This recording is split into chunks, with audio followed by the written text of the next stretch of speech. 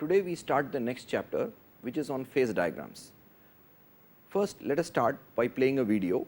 In this video, we will see that a dendritic solidification of an undercooled melt of stearic acid. So, in this we see that there is a molten pool of stearic acid, which is a low melting material, and then let the video replay, then I will show you some features of this. You see that there is a liquid melt in which there is a solid forming. This solid grows in the form of a dendrite. There is even a nucleation of a new crystal. We will learn more about nucleation in the next chapter, and then there is this interdendritic liquid, and finally when the dendrite spreads over, all the liquid turns into a solid. There might be a little pool of liquid left between the dendrites, which also solidifies in the end. Therefore, suppose I freeze or pause my video at any point of time, you see that there is a mixture of solid and liquid. That means the whole pool is neither fully homogeneously liquid nor fully solid, but there is solid in some regions, like shown here. In this region there is solid and regions between the solid. So, many such kind of solidification microstructures we will be considering in this chapter, but suppose the final product I get, this I can call a microstructure, because there is certain feature, there is certain morphology to the whole process which has taken place. So, we are in a good position after seeing this video of dendritic solidification of stearic acid from an undercooled melt.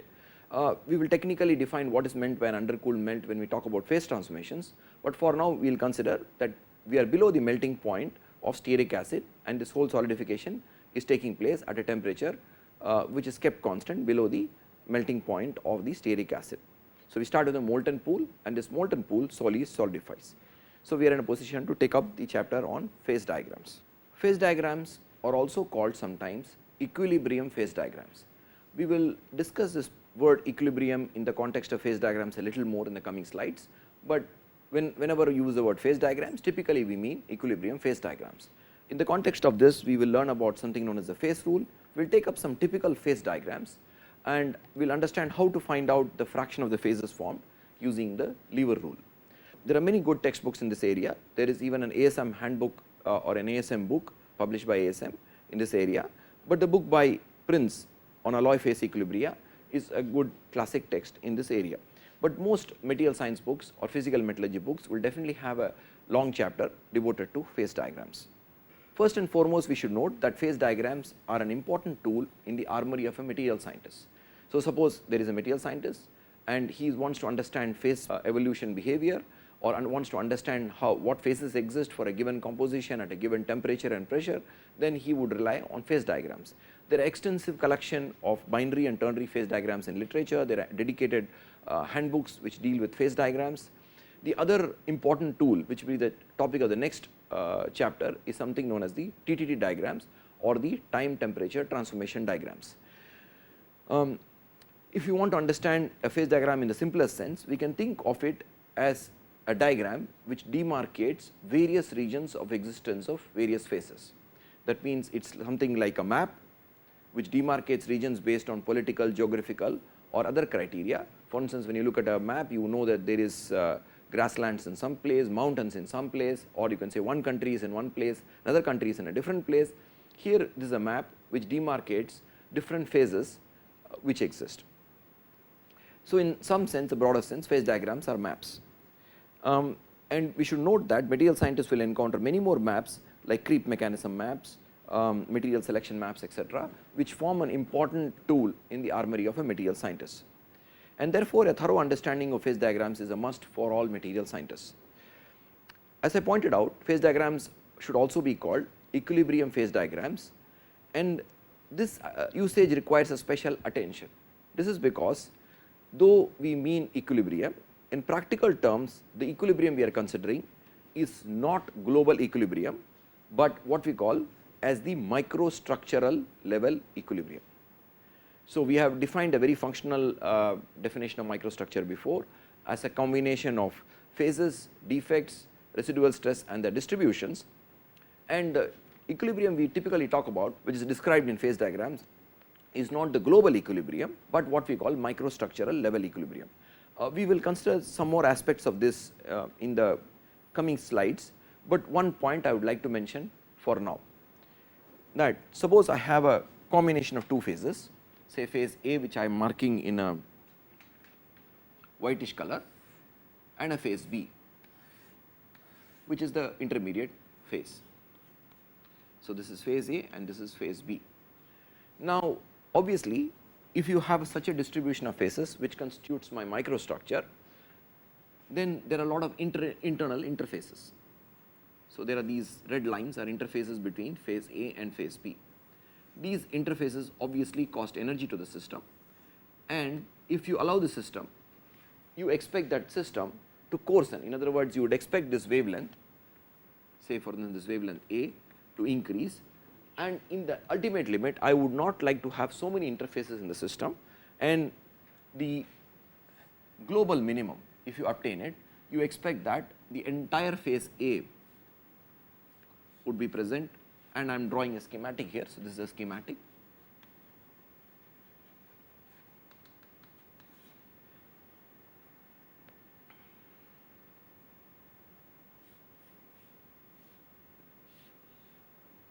So, this is again a very crude schematic.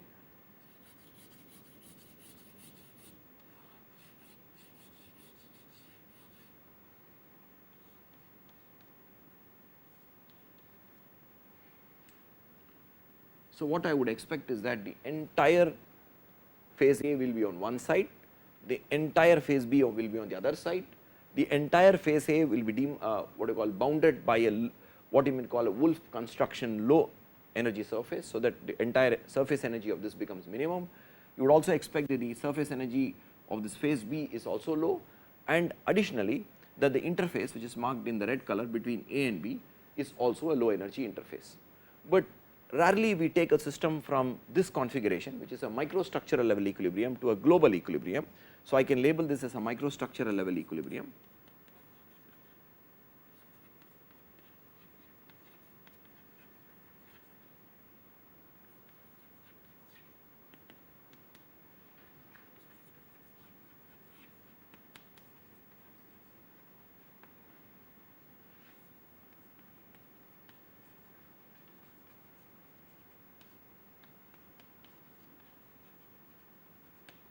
So, rarely we allow the system to go from this to this. In other words, whenever we are talking about phase diagrams, we do tolerate micro constituents and microstructures, and therefore, typically the phase diagrams we consider are not global equilibrium phase diagrams, though we call them equilibrium phase diagrams. They are more at the microstructural level equilibrium phase diagrams. And often you would note that microstructural information is overlaid on phase diagrams, and an important point to note is that this is for convenience, this is for us to sort of extend the utility of phase diagrams, and this microstructural information is not implied by the phase diagram. And this aspect, that phase diagrams represent microstructure level equilibrium, is often not stressed upon. So, this is a very important thing to note, because often textbooks will start with the assumption that you understand the fact that these are microstructure level equilibrium diagrams, and there will be no further mention of the fact that these are not truly a global representation of the truly global equilibrium, and the additional fact that truly speaking there is no information in the phase diagram regarding the any microstructural information. This has been overlaid on the phase diagram to make it more useful to get additional information out of the phase diagram. Broadly, two kinds of phase diagrams can be differentiated: those involving time and those which do not involve time. Normally, those involving time, like the time temperature transformation diagrams, are not typically called as phase diagrams, but in the general sense, from the point of view of convenience of understanding, they can also be classified as phase diagrams. And special care must be made whenever you are talking about a phase diagram involving time, because such a phase diagram has a directionality to it, and therefore, whenever you are trying to understand information from a diagram involving time, you should be more careful than that which is totally time independent. And in this chapter, we shall deal with phase diagrams not involving time, and this can further be those which involve composition as a variable, like you can talk about temperature versus percentage of copper or a percentage of an alumina or percentage. So, it is a composition temperature phase diagram, and those without composition as a variable, that means the variables are purely thermodynamic variables like pressure and temperature. The former one, the one involving composition, is what is called typically a metallurgical or a materials phase diagram, which is you will encounter very frequently as a material scientist, and the later one is typically taken up more by the physicist. The temperature composition diagrams, as I pointed out, are extensively used in material science, and we will consider this in a lot of detail in this chapter. And we shall also restrict ourselves for now to structural phases, like we will not consider phases based on physical property, like we had talked about before, that phases can be defined based on a geometrical entity or a physical property, and therefore, we suppose you are talking about physical property, we may be talking about, for instance, a ferromagnetic phase or antiferromagnetic phase. And if you are wanting to overlay additionally this physical information, then we will have to include, for instance, Curie temperatures need to be overlaid on a phase diagram. But in this chapter, we shall restrict ourselves to the definition of a phase based only on structure and not on a physical property, and therefore, typically you will find that I am not overlaying any Curie temperature or Néel temperature on a phase diagram. Time temperature transformation diagrams, which will be the basic focus of the next chapter, and a close cousin of that, which is the continuous cooling transformation diagrams, both of them involve time. These diagrams are usually designed to have an overlay of microstructural information. So, the very starting objective of these kind of diagrams is to have microstructural information overlaid, and we also want to understand microstructural evolution, and this will be the topic of the next chapter on phase transformations. Now, we have defined the term microstructure before, and it is worthwhile to revisit some of the concept of a phase, the concept of a microstructure, and what you call revise the concepts. So, we have seen that we can start from an atom and we can go to the structure, and the structure can be based on crystal structure, or as I pointed out, on a physical property like an electromagnetic structure. Then we go to the next scale, the scale of microstructure, and finally to the scale of the component. And if you look at a typical microstructure like the one shown in the diagram above, the term microstructure, you see that there is a polycrystalline material, that means there are grain boundaries, and in addition there are twin boundaries which you would observe in this microstructure. Now, in a typical microstructure, some of the features may be revealed at the level of the what you may call the metallography done, or may not be revealed. Suppose you are looking at a typical scanning electron micrograph or an optical micrograph, then you would not observe dislocations. On the other hand, in a typical micrograph, you might observe grain boundaries, like if you look at the figure at the bottom, you would notice that this is a sort of a three-dimensional rendering done by taking progressive sections of a material and building up the images. You would notice that there are these grain boundaries, and these grain boundaries are going downward into the material, which are seen in the section. So, this concept of a microstructure will be the focus of these two chapters on phase diagrams and the chapter on phase transformations. Now, to start with, let us have some definitions in place, and the first one is what is a component of a system. The component could be, and this is a very important note, elements, and these elements, for instance, could be gold, copper, could be sodium, etc. They could be ions, like for instance in an ionic system you could be talking about ion components. They could even be compounds, like for instance in the alumina chromia system, which we will take up some time. The alumina and chromia, both of which are compounds, are components of the phase diagram. So, it is important to note that components need not only be elements. This is sometime not truly stressed upon, but it is important note, and we will take up examples that actually components can be elements, ions, or even compounds. And you could be drawing a phase diagram, for instance a unary phase diagram for water, in which case the component is water, which is a compound. So, to emphasize, it is important to note that components need not be just elements. Typically, you would encounter the term phase in textbooks as defined to be something which is physically distinct, chemically homogeneous, and mechanically separable region of a system, like a gas phase, a crystalline phase, and amorphous phase. And this is the typical textbook definition. But we will go ahead and use more definitions or more viewpoints to understand this concept of a phase a little better in the coming slide. Typically, if you look at gases, then gases mix in all proportions. Suppose I take nitrogen and argon, I can take 1% of nitrogen with 19% of argon and mix it, or I could take 19% of oxygen and mix it with 1% of hydrogen, etc. And therefore, mixing at an atomic level, at an intimate level is complete in the gaseous state. Therefore, the gaseous state always forms a single phase. Therefore, we should note this. In liquids, you could have, for instance, sodium chloride in water, which is basically taking salt and dissolving it in water. This solution is a single phase solution. Okay. But additionally, you could also have cases where there are more than two phases, for instance, oil in water, and there is no mixing at the atomic level of oil in water, and therefore, oil and water phases separate out and there is a distinct interface between the two phases. So, gases are always form a single phase, liquids may mix like alcohol in water, liquids may dissolve solids and form a single phase, or they could be separated out like in the case of oil and water. Solids, on the other hand, are more interesting and rich. In general, due to several compositions and crystal structure, many phases are possible. And this is very, very important to note, that is, for the same composition, different crystal structures represent different phases. So, let me reiterate, even though my composition, which could be pure iron, for instance, in the example below, if I change my crystal structure, then they represent different phases. Like for instance, iron BCC and iron FCC are different phases. Silicon in the diamond cubic form vis-a-vis silicon in the amorphous form represent different phases. Since we are talking about the amorphous form, a point may be noted here, that typically you would observe that we had defined phases based on atomic structure to be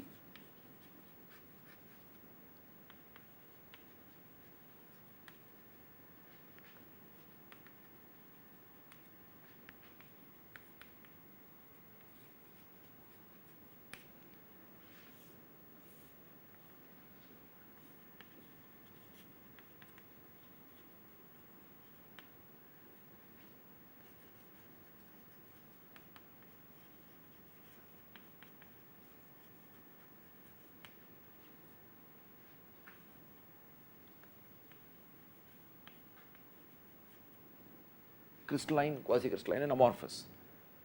Typically in phase diagrams, amorphous phases will not be found, and the reason is that typically it is assumed that, or it is found that for at least there is one crystal structure for a given temperature and pressure which will have a lower Gibbs free energy, and in other words is more stable than the amorphous phase, and therefore the amorphous phase does not represent an equilibrium phase, and therefore they are typically not included in phase diagrams. Some quasicrystals have been postulated to be equilibrium phases, and those kind of quasicrystal may be included, but in typical phase diagrams you would only find crystalline phases, and therefore in this chapter we will only focus on crystalline phases in the phase diagrams. Therefore, as I was pointing out, just to reiterate this slide once more, this drawing here, that we shall consider only crystalline phases as a part of the phase diagram, though there is a possibility of even quasi-crystalline phases being stable, or in other words being equilibrium phases. Amorphous phases definitely do not find a place in the phase diagram. Now, I pointed out that if you have silicon, and you have silicon in two forms, the amorphous form and the crystalline form, then these represent two different phases. In other words, different polymorphs of the same element represent different phases. Also, for the same crystal structure, different compositions represent different phases. That means, suppose I have a gold copper alloy, and gold and copper dissolve in each other in all proportions. That means, it forms an isomorphous system, as we shall see later. 70% gold, 30% copper alloy, which is, say, I call alloy 1,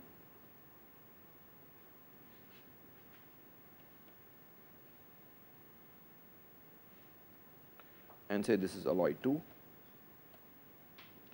Alloy 1 and alloy 2 represent different phases, though both of them have the same components, gold and copper, both of them have the same crystal structure, which is FCC, but the proportion of gold and copper is different in these two alloys, and therefore these represent different phases. Since now we have a different phases either based on crystal structure or based on composition. Therefore, there is a rich variety of phases which are possible in the solid state, and these phases needs to be differentiated. As I pointed out, we have a textbook definition of a phase which says that it is a physically distinct, chemically homogeneous and a mechanically separable region of a system, like for instance a gas, crystal or amorphous phases. But it is worthwhile to ask here what kind of phases exist, and in what would be the basis of definition of these kind of different kind of phases. So, here we will list a few, and it is worthwhile to note these, because often when you read literature, when you read textbook, you may find usage of some of these terms. From school days we know that based on state we can define a phase to be a gaseous, liquid or a solid phase. We already seen that based on atomic order you can have amorphous, quasi-crystalline and crystalline phases.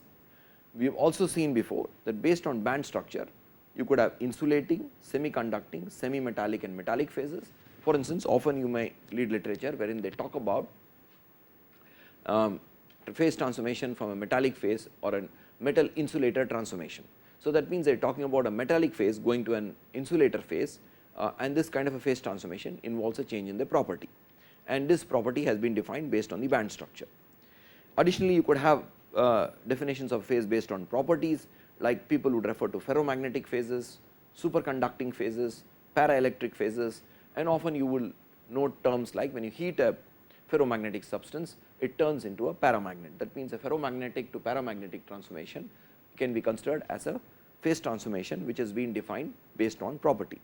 Additionally, based on stability, people also define phases like a stable phase, a metastable phase, and when you are talking about equilibrium phase diagram, our focus will be on the stable phases, but sometimes the phase diagrams are extended to include metastable phases in the gambit of a phase diagram, but typically usually they are meant to include only stable phases. Sometimes you would also notice that people define phases based on size or geometry of the entity, like a nanocrystalline phase, a mesoporous phase, in which case the pore size is between that in the nanocrystalline and micro and nano regimes. People even talk about layered phases, etc. So, to summarize this slide, typically we have a sort of event called the official definition of a phase as seen here, but in diverse context we may come across terminology which define phases based either on the state, like a solid, liquid and a gas. There may be definitions based on atomic order, like a quasi-crystalline phase, and within quasi-crystals people may even talk about an icosahedral phase or a decagonal phase. And then there is definitions based on the band structure, like people may talk about a metallic phase or an insulating phase. You could talk about a property based definition of a phase like a ferromagnetic phase or a paramagnetic phase, and you could talk about a stable phase and a metastable phase. And I told you in this context that the stable phase is what you typically mark in an equilibrium phase diagram. And additionally, you may talk based on size or some geometry of the entity as nanocrystalline, mesoporous, layered, etc. So, we have been using a term called phase transformation so far, and though it is obvious, we will consider a few examples. A phase transformation implies a change of phase from one phase to another. For instance, water to ice, which happens when you cool a system, a water system. You can talk about alpha ion BCC going to gamma ion when you heat this alpha ion.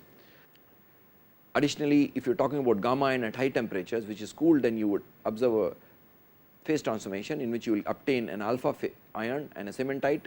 We will take up some of these things in detail later, but it is important to note this gamma ion splitting into alpha ion and cementite on cooling involves a change in composition apart from a change in the phase, because the starting phase is gamma ion is FCC, and the phases you obtain, cementite is orthorhombic and ferrite is BCC. You could heat a substance, a ferromagnetic phase, and produce a paramagnetic phase, which is a phase transformation based on property. Another definition we need to consider now, which we have talked about before, and therefore we just briefly consider it here, that a grain is a single crystalline part of a polycrystalline material separated by a grain boundary. Additionally, we also will be talking about two important terms. One is known as microstructure and other is the term called microconstituents. Though in textbooks microstructure is typically defined as entities seen at a high magnification of about 100 to 1000 times, but here we have already made a functional definition based on distribution of phases, defects and residual stress. So, this is expected to be a functional definition because this directly gives a handle on the properties. So, we also defined a phase diagram to to be a map demarcating regions of stability of various phases, and typical variables which you encounter, or we may call the axis of a phase diagrams, can be thermodynamic, kinetic or composition variables. And as I had pointed out, typically that the metallurgists deal with those phase diagrams which involve thermodynamic and composition variables, and typically metallurgists operate, or material scientists would draw phase diagrams at 1 atmosphere pressure, but it is, and typically do not draw diagrams which involve volume, but it is possible to draw those diagrams, and physicists tend to draw diagrams which involve purely thermodynamic variables involving typically a single component. Kinetic variables are typically not included in normal phase diagrams. As I pointed out, they should be considered part of something known as time temperature transformation diagrams, which are also maps and which can also be considered as phase diagrams, but typically not included in normal chapters on phase diagrams. So, to summarize, axis can be thermodynamic like temperature, pressure, volume. They can be kinetic like time. They can involve composition variables like percentage of an component, or this percentage could be in mole fraction, could be weight percent.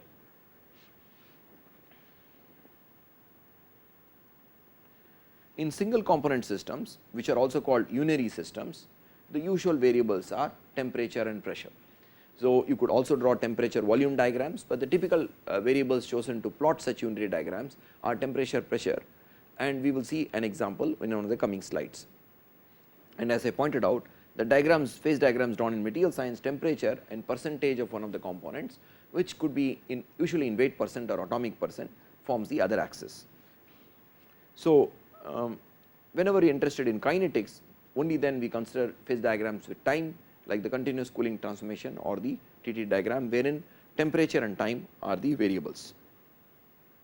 So, it is important to understand the variables which are used in a phase diagram, and these variables, as we have classified here, turn out to be thermodynamic, kinetic or composition variables. So, let us revise some of the points regarding the important points regarding phase diagrams, and in addition we will add a few more points which will strengthen our understanding of these. So, it will set the base ready for the slides which are going to come next. Phase diagrams are also called equilibrium phase diagrams. Though the word equilibrium is not explicitly stated, in this context it usually means microstructural level equilibrium and not global equilibrium. Microstructural level equilibrium implies microstructures are allowed to exist and the system is not in a state of global energy minimum. That means, suppose I take a microstructure, I allow interfaces, like in this diagram, multiple interfaces, I may allow dislocations, I may allow residual stress to exist, etc. And this implies that I am not truly considering a global energy minimum or a global energy minimum. This statement also implies that micro constituents can be included in phase diagrams, and we will see what some examples of micro constituents in the coming slides. Additionally, certain phases, and one good example of this is the cementite phase in the iron carbon diagram, are also included in phase diagrams. If you want to be very strict, you will note that cementite is not strictly an equilibrium phase. In other words, cementite will decompose to graphite and ferrite given sufficient thermal activation and time.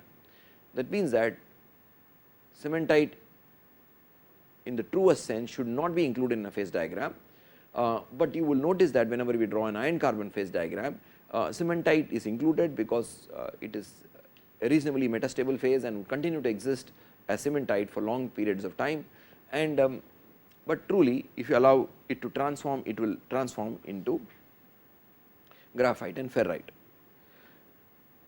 And as I pointed out, various defects are tolerated in the product obtained. These defects are like dislocations, excess vacancies, internal interfaces, which include interface boundaries and grain boundaries.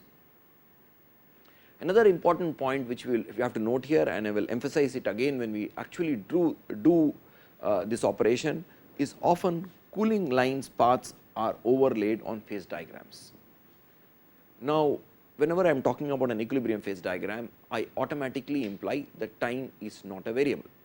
Given a certain composition, a certain temperature, a certain pressure, I would expect that a certain combination of phases in a very prescribed fraction should form, and however long I wait, these fractions should remain unaltered. That means, I know what are the phases which are going to coexist at a given temperature, pressure and composition, and that combination is not going to be altered even if I wait for a long period of time. And therefore, in a typical phase diagram which does not involve time, there is no scope of introducing cooling curves. As I pointed out, though we have these phase diagrams involving time which are called the TTD diagrams or the CT diagrams, they will not form a part of this chapter, and therefore, safely for now we will talk about those diagrams which do not involve time, and overlaying any cooling curves on these diagrams is technically not a correct thing to do. Strictly speaking, this should not be done, but this is done to actually improve the utility of the phase diagram. And when this is done, it is implied that the cooling rate is very slow. So, therefore, whenever we overlay cooling lines on a phase diagram, and this is an additional dimension to the phase diagram of time, this adds an additional dimension to the phase diagram, and the interpretation has to be very carefully done that this cooling rate is assumed to be very slow, and at least the system is in some kind of a equilibrium during the entire process. Sometimes, very rarely, even fast cooling paths are overlaid on phase diagrams, and caution should be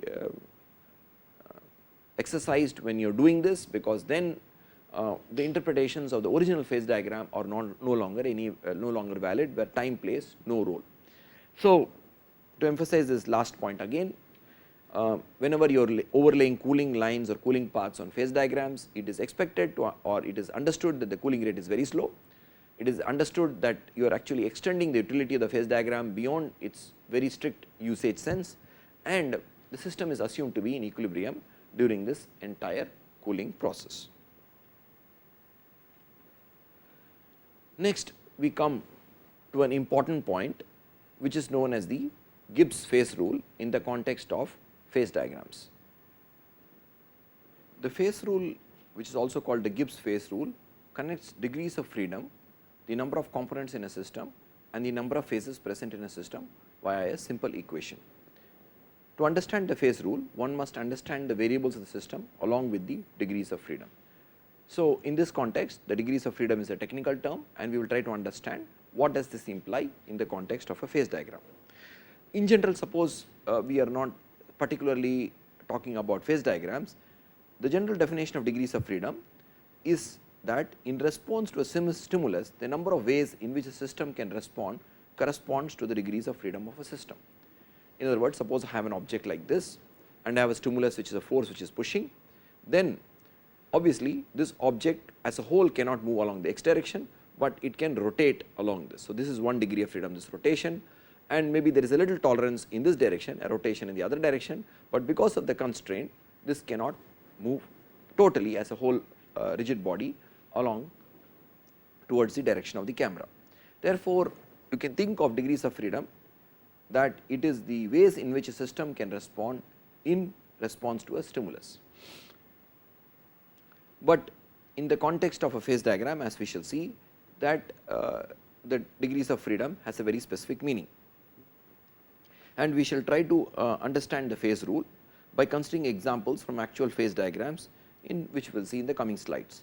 The Gibbs phase rule states that the degrees of freedom f is number of components in the system minus the number of phases in equilibrium plus 2.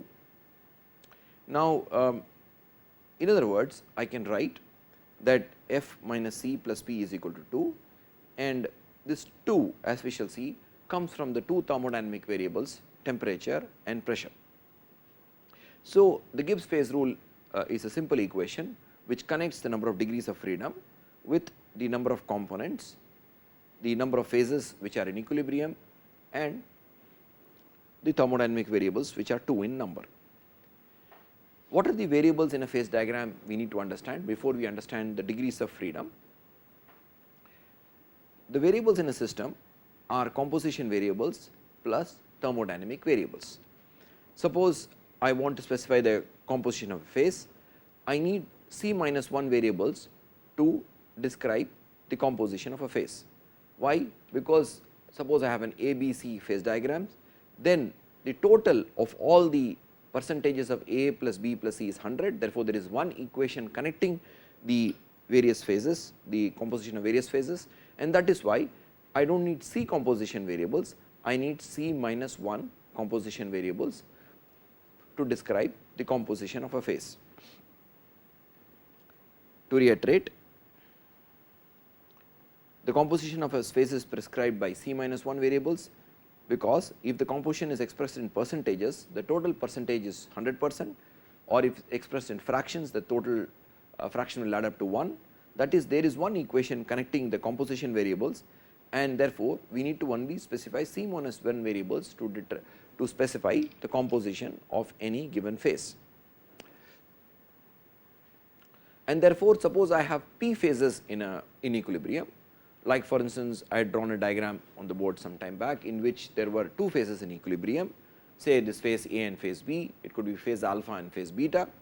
In that case, if there are P phases, then I need the total number of variables I need to specify the composition of all the phases is P times C minus 1, C minus 1 for each phase, and since there are P phases in equilibrium, it is going to become P times C minus 1. The thermodynamic variables are pressure and temperature, and therefore, the number is fixed at 2. And often we will draw materials phase diagrams at constant pressure, and this pressure is usually the atmospheric pressure, and therefore, at constant pressure, the atmospheric pressure, the thermodynamic variable reduces to just 1.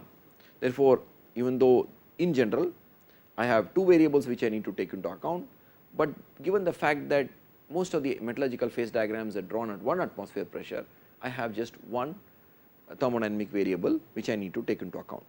Therefore, the total number of variables in a system becomes P times C minus 1 plus 2,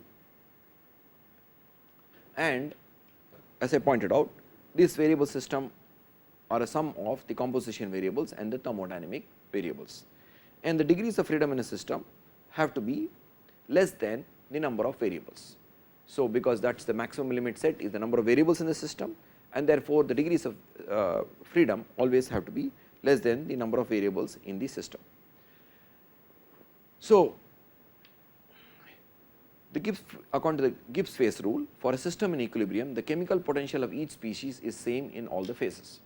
Therefore, suppose I have two phases, say for instance, the alpha and beta phases, and each one of these phases is contains three components, like for instance A, B and C. That means I am talking about taking three components which could for instance be three elements, copper, nickel and gold, and I could form two phases out of these, for instance the alpha phase and the beta phase. Then if these phases are in equilibrium, the chemical potential of each species, like for instance A in the alpha phase has to be same as the A in the beta phase. And we had noted before, if the chemical potential is not same, then this will lead to diffusion of say species A from the higher chemical potential, say for suppose the chemical potential of A in alpha is higher, and if it happens to be lower in beta, then A will tend to flow from A to alpha to beta. But suppose they are in equilibrium, then the chemical potential of A in alpha has to be same as the chemical potential of A in beta. Similarly, the chemical potential of B in alpha has to be same as the chemical potential of B in beta, and similarly the chemical potential of C in alpha has to be same as the chemical potential of C in beta. That means there are three equations, three constraints based on the fact that the two phases alpha and beta are in equilibrium, and the fact that each one of them has three components A, B and C as a part of its alloy. For each component there are P minus 1 equations as we had noted before, and for C components the total number of equations as we noted before are C into P minus 1. In the example above, wherein I considered alpha and beta phases and A, B, C components, the number of equations I obtain is 3 equations which have been listed here. So, the 3 equations are equation number 1 would be this equation, equation number 2 would be this equation, and equation number 3 would be this equation. Therefore, I have 3 equations which place constraint on the two phases alpha and beta in equilibrium. Therefore, the degrees of freedom can be are the total number of variables in the system minus the number of relations between the variables. So, the total number of variables we already derived is P into C minus 1 plus 2, assuming that I am for now considering a system in which pressure and temperature, the two variables are both variable, and the number of equations as I have seen here is C into P minus 1. So, simplifying this, we can obtain C minus P plus 2 as the number of degrees of freedom of the system. And in a single phase system,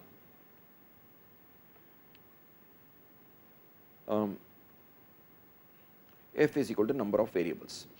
So, if I increase the number of phases as seen from this equation, if P increases, the number of degrees of freedom comes down. Therefore, at a given temperature and pressure, maybe that there are two phases in equilibrium, suppose I am talking about a binary phase diagram, but at a certain different temperature and pressure there may be three phases in equilibrium, and if you are talking about three phases in equilibrium, the number of degrees of freedom will come down. We will actually perform some calculations to understand this fact, that how the degrees of freedom changes depending on the number of phases which are in equilibrium. So, we have seen that degrees of freedom is C minus P plus 2, and this aspect can simply be derived from the fact that degrees of freedom is the difference between the total number of variables and the number of relation between variables, which are the constraints, and these relations can be obtained noting that the chemical potential of any given species or any given component is same in all the phases in equilibrium. So, to review and clarify a few terms at this stage, components can go on to make a phase. Of course, we have already noted there are single phase components as well, like the BCC ion phase or the ferromagnetic ion phase. Phases can go on to make a microconstituent, and we will take up a few examples of microconstituents in the coming slides. And finally, microconstituents can go on to make a microstructure, and this microstructure gives us a handle on the properties. Therefore, so far we have introduced quite a few technical terms in our understanding of phase diagrams. We have defined a component, we have defined a phase, we have defined a phase based on multiple parameters like based on state, atomic order, band structure, etc. We have tried to understand the term microstructure, we have tried to understand the variables or axis of a phase diagram, and we also, using the concept of a degrees of freedom and using the number of phases and components, we have also defined what is known as the Gibbs phase rule, and we have tried to understand the Gibbs phase rule based on the fact that the chemical potential of various species have to be same in the phases in equilibrium. Now, just to understand the Gibbs phase rule a little more, that you can actually think of the Gibbs phase rule as the degrees of freedom being equal to the difference between what you can control and what the system controls. For instance, suppose I have put together say C components, like for instance I could be adding copper, nickel and iron and forming, or for now let me simplify this by taking just copper and nickel, I added, then therefore I have two components. And additionally, I can also control the temperature and pressure at which I hold these components. For instance, I could hold it at 1 atmosphere pressure at 500 degrees Celsius, or I could change the temperature and make it 700 degrees Celsius and increase the pressure to 2 atmospheres. Therefore, I control the number 2 here, which is the pressure and temperature. And I can also control the number of components I am adding into the system. For instance, I could add 1 component, I could add 2 components, I could add 4 components. But after having done this and controlling the temperature and pressure, the system will decide that how many phases does it throw out. This is not under your control because that is decided by the system. For instance, suppose I hold water at 50 degrees Celsius, then I know there is going to be a single phase water coexisting, that is a single phase, the P is 1. But suppose I take water to 0 degrees, then I know that water and ice will coexist. Therefore, the number of phases the system throws out is 2, and therefore, the difference between what you control and what the system controls can be thought of as the degrees of freedom of the system. And So, this is an alternate way of understanding the Gibbs phase rule, that is the freedom or the degrees of freedom is what you control minus what the system throws out or what the system controls. So, let us take for instance a 2 component system, in which case C equal to 2, and also compare it with 3 component system and see what happens when the number of phases increases. So, if you have a 2 component system and the number of phases is 1, then the total number of variables is p into C minus 1 plus 2, which is 3, and the degrees of freedom is 3, which is nothing but C minus p plus 2.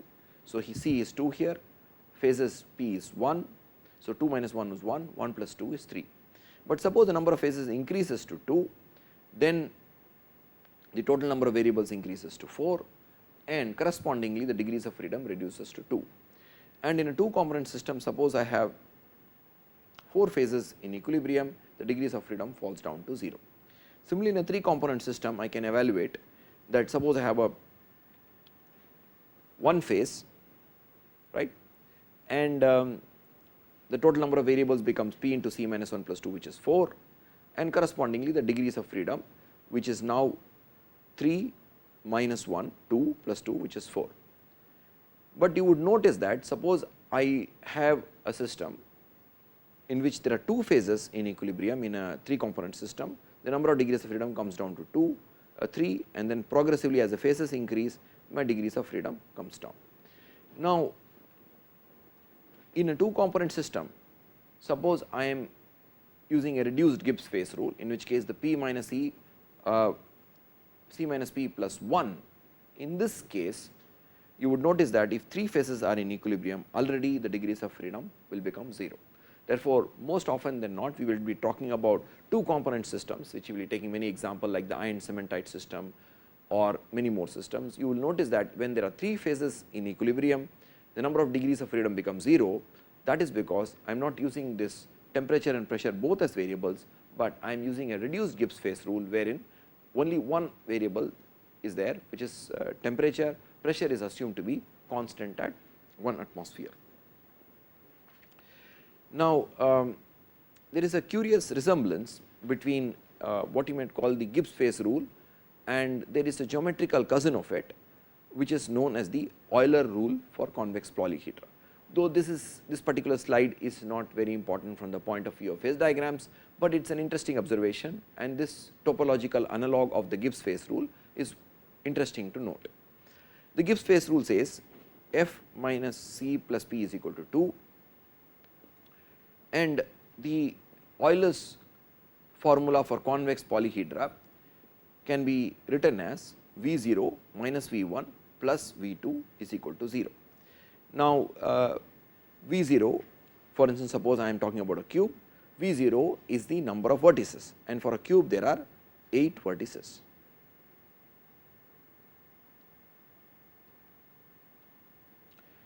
And suppose V1 represents the number of one dimensional entities in this polyhedron, which happens to be line segments, and there are, for instance, 12 edges to this 1, 2, 3, 4, 5, 6, 7, 8, 9, 10, 11, 12. There are 12 edges which is shown here, and V2 represents number of 2 dimensional entities in this polyhedron, which are number of phases, and these phases happen to be 6 in number. And therefore, if I add number of vertices 8, subtract the number of edges, which is minus 12, and add the number of phases, which is f, which is 6, then I get the number 2. So, I can have an analogy between the Euler rule for convex polyhedra and the Gibbs phase rule, wherein I can consider the vertices as number of degrees of freedom, the edges as the components of the system, and the phases are the phases of which are in equilibrium in the case of the Gibbs phase rule. Now, of course, the Euler rule can also be written for various dimensions. For instance, suppose I am talking about this is now a 3-dimensional, but you can also write down for 2-dimensional objects, and in 2 dimension it will become V0 minus V1 is equal to 0. So, suppose I talk about two dimensional polygons, a triangle or a square or a pentagon, then the number of vertices minus number of edges is 0, because for all polygons, regular polygons for now, the vertices and edges are equal in number. In this is in 2 dimensions. In 3 dimensions, I can write down V 0 minus V 1 plus V 2 is equal to 2. In 4 dimensions, you can write down as V 0 minus V 1 plus V 2 minus V 3 is equal to 0, and so forth. So, you note that in every odd dimension the right hand side becomes 2, and in every even dimension the right hand side is 0. So, this is of course the generalized Euler's rule across various dimensions, and the one of immediate relevance is the one which we connect to the Gibbs phase rule, which is V 0 minus V 1 plus V 2 is equal to 2, and we do so, as I point out, by taking equivalence between vertices and the degrees of freedom, the edges and the components, and the phases in a system in equilibrium. So, there happens to be this interesting correlation between the Gibbs phase rule and its geometrical cousin, which is the Euler's rule for convex polyhedra.